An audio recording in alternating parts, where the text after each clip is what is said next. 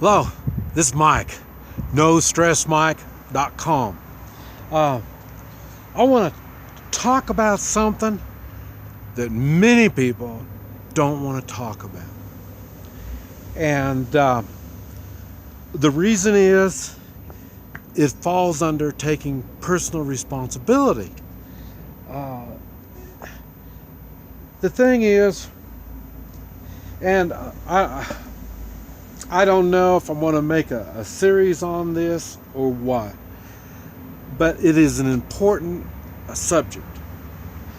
And I want to try to clarify it. I want to clarify the meaning. And what it is, it's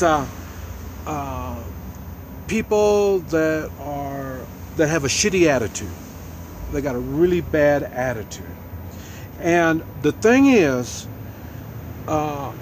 when you get this bad attitude, your life is tough. You got a tough life. And the reason you have a tough life is because you have a shitty attitude. And this is what I'm going to try to explain. And I'm going to explain it by giving examples. And I want you to know right off the bat, if you've got a shitty attitude, not only I don't give a shit about you, but more than likely society doesn't give a shit about you. And that makes your attitude even worse. And I want to explain and clarify all this. Okay. And I'm not going to hold back. It's going to be about, I'm going to cover everybody. Everybody. Okay. Now, the first thing, where to start? This is a tough one, part two. But I'm going to start with what I know best, and that is me. So I'm going to tell stories about me and how I have overcome the bad attitude, and that will make it a little easier for people to understand why I don't put up with bad attitudes. Okay, now, and I'll tell you, I never wanted to talk about this. I mentioned some about this in my series on crappy Vietnam War stories. That was my attempt to make a video book, and it was just talked about all the stuff that was going on in Vietnam and leading up to Vietnam, so people would have some idea about what it was really like. And but anyway, that's the only time I believe I've talked about racial problems. And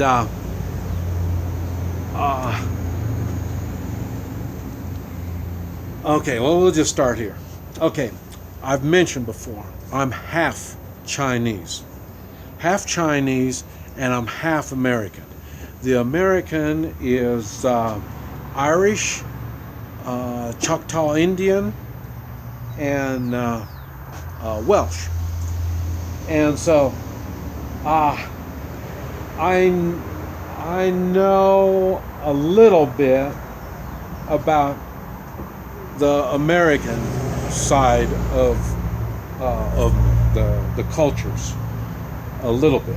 I know more so on the Chinese side, and the reason was I was brought up mainly with the Chinese culture.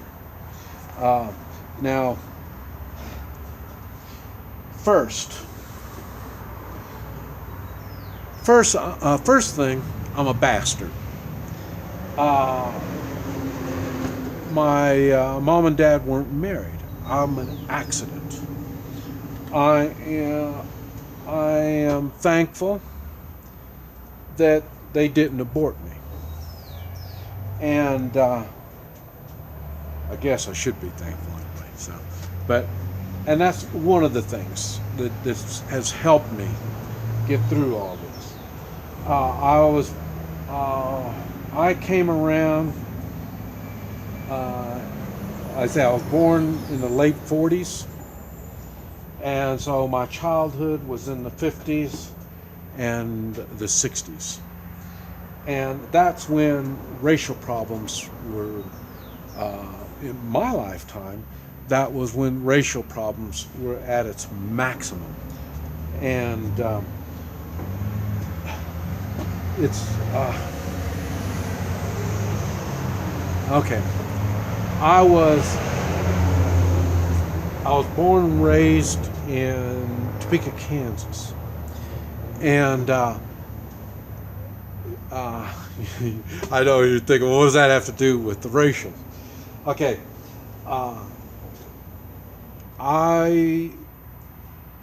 If I would have graduated from high school, I would have been the first non-white to go through the Topeka white school system. That is a segregated school system. You've heard about segregated schools. I'm sure most don't realize Topeka was the last segregated school system in the United States. And I was in the white school system. And blacks couldn't make it at all. And I went completely through, from grade school all the way to my last year of high school. And I didn't finish, I quit February of my last year because the racial problems were so bad. And and it was the whites against the Chinamen. So there was maybe every semester there would be maybe a handful of blacks, but they couldn't make it. It was tough. It was tough. Now, not all the whites were brutal and mean and nasty. Not all of them. And so, but you had the bad ones, and the bad ones would, I say, when you have hundreds of white folk and just less than 5 or 6 blacks with one Chinaman, it was a lot easier to be aggressive on something like that. So that's the way my schooling was, and as a child. So I wasn't around blacks, not at all. And half of me, was American. Now, the American half in me, Irish, they like to fight. Choctaw Indians, they're real brave. The Welsh, the white in me. Whites are independent. They're more individual thinking. They're more truth seekers. You hear me talk about Mike as a truth seeker. Okay, they don't just follow. They have an open mind. They're not tribal. You hear me talk about people being tribal. The white is not a tribal type culture or people. And so I get every bit of the blood in me shows. And then, like I say, half is Chinese. Now, the Chinese are, I'm not sure if you'd call them a tribal kind of people, but they do respond well to leadership. And that's the way tribal people do. They don't think on their own. They like I say, they work as a tribe, as a group. You get the whole group all together, and they all get themselves all worked up. That's tribal stuff. Indians are kind of like that also. But I say, The Chinese, I'm not sure.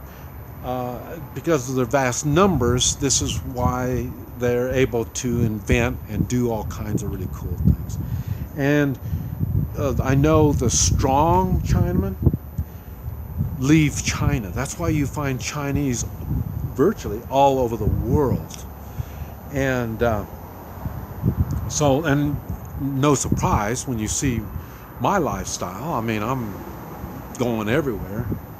I go places. I do things. So I guess I follow in one of the brave kind of Chinamen that get out. So, but the thing that I learned. Oh, okay. And buenos dias. My mother was killed when I was 5.